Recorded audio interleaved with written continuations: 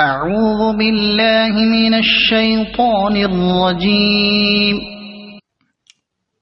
پناہ مانگتا ہوں میں اللہ کی شیطان مردود سے۔ بسم اللہ الرحمن الرحیم۔ شروع کرتا ہوں اللہ کے پاک نام سے جو بہت بڑا مہربان نہایت رحم والا ہے۔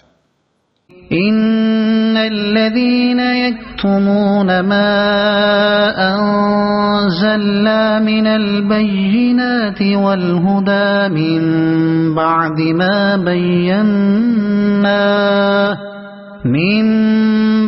ما بيناه للناس في الكتاب أولئك يلعنهم الله ويلعنهم اللاعنون إلا الذين تابوا وأصلحوا وبينوا فأولئك أتوب عليهم وأنا التواب الرحيم۔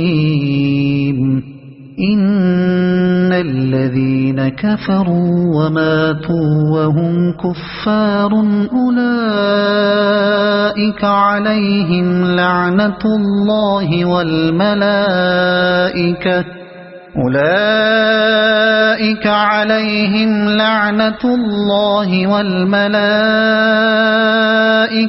والناس أجمعين خالدين فيها لا يخفف عنهم العذاب ولا هم ينظرون۔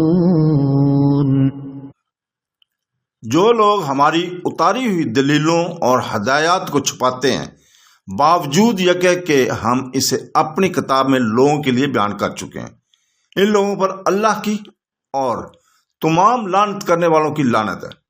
مگر وہ لوگ جو توبہ کر لیں اور اصلاح کریں اور بیان کر دیں تو میں ان کی توبہ قبول کر لیا کرتا ہوں، اور میں تو توبہ قبول کرنے والا اور رحم اور کرم کرنے والا ہوں۔ جو کفار اپنے کفر میں ہی مر جائیں اور ان پر اللہ کے فرشتوں کی اور تمام لوگوں کی لعنت ہے، جس پر یہ ہمیشہ رہیں گے، اور ان سے عذاب ہلکا نہ کیا جائے گا اور نہ انہیں ڈھیل دی جائے گی۔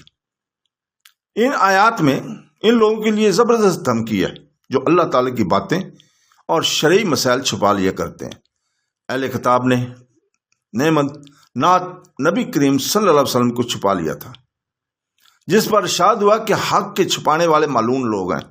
جس طرح اس عالم کے لیے جو لوگوں میں رب کی باتیں پھیلائے ہر چیز استغفار کرتی ہے، یہاں تک کہ پانی کی مچھلیاں اور ہوا کے پرند بھی، اسی طرح ان لوگوں پر جو حق بات جانتے ہیں ہوئے گونگے اور بہرے بن جاتے ہیں، ہر چیز لعنت بھیجتی ہے۔ صحیح حدیث میں ہے کہ حضور پاک صلی اللہ علیہ وسلم نے فرمایا، جس شخص سے کسی شرعی امر کی نسبت سوال کیا جائے اور وہ اسے چھپا لے، اسے قیامت کے دن آگ کی لگام پہنائی جائے گی۔ حضرت ابو ہریرہ رضی اللہ تعالیٰ فرماتے ہیں کہ اگر یہ آیت نہ ہوتی تو میں ایک حدیث بھی بیان نہ کرتا۔ حضرت براہ بن عازب رضی اللہ تعالیٰ فرماتے ہیں کہ ہم حضور پاک صلی اللہ علیہ وسلم کے ساتھ ایک جنازے میں تھے۔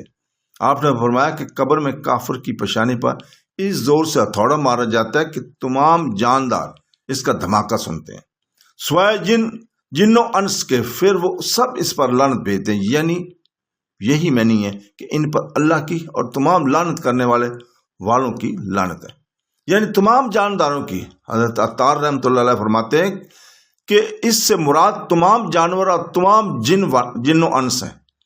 حضرت مجاہد رحمۃ اللہ علیہ فرماتے ہیں جب خشک سالی ہوتی ہے، بارش نہیں برسی تو چوپائے جانور کہتے ہیں یہ بنی آدم کے گناہ گاروں کی شومی سے ہے، اللہ تعالیٰ بنی آدم کے گناہ گاروں پر لعنت نازل کرے۔ بعض مفسرین کہتے ہیں کہ اس سے مراد فرشتے اور معمون لوگ ہیں۔ حدیث میں ہے عالم کے لیے ہر چیز استغفار کرتی ہے، یہاں تک کہ سمندر کی مچھلیاں بھی۔ اس آیت میں ہے کہ علم چھپانے والوں کو اللہ لعنت کرتا ہے، فرشتے اور تمام لوگ اور تمام لعنت کرنے والے، یعنی ہر باز زبان اور ہر بے زبان، چاہے زبان سے کہے چاہے قرائن سے، اور قیامت کے دن بھی سب چیزیں ان پر لعنت کریں گی۔ واللہ علم۔ پھر ان میں سے لوگوں کو خاص کر لیا جو اپنے اس فعل سے باز آ جائیں اور اپنے اعمال کی پوری اصلاح کر لیں اور جو چھپایا تھا اسے ظاہر کر دیں۔ تو ان لوگوں کی توبہ وہ رب تو اب رحیم قبول فرما لیتا ہے۔ اس سے معلوم ہوا کہ جو شخص کفر و بدعت کی طرف لوگوں کو بلانے والا ہو وہ بھی جب سچے دل سے ضرور کرے تو اس کی توبہ بھی قبول ہے۔ بعض روایتوں سے پتہ چلتا ہے کہ اگلی امتوں میں ایسے زبردست بدکاروں کی توبہ قبول نہ تھی، لیکن نبی التوبہ اور نبی الرحمان حضرت محمد صلی اللہ علیہ وسلم کی امت کے ساتھ یہ مہربانی مخصوص ہے۔ اس کے بعد ان لوگوں کا بیان ہو رہا ہے جو کفر کریں، توبہ نصیب نہ ہو اور کفر کی حالت میں ہی مر جائیں، کہ ان پر اللہ تعالی کے فرشتوں کی اور تمام لوگوں کی لعنت ہے۔ یہ لعنت ان پر چپک جاتی ہے اور قیامت تک ساتھ رہے گی اور دوزخ کے آگ میں لے جائے گی، اور عذاب میں بھی ہمیشہ یہی رہے گا۔ نہ تو عذاب میں کبھی کمی ہوگی اور نہ کبھی موقوف ہو، بلکہ ہمیشہ دوام کے ساتھ سخت سے سخت عذاب ہوتے رہیں گے۔ حضرت ابو علیہ اور حضرت قتادہ رحمۃ اللہ علیہ فرماتے ہیں قیامت کے دن کافر کو روک لیا جائے گا، پھر اس پر اللہ تعالیٰ لعنت کرے گا، پھر فرشتے، پھر سب لوگ۔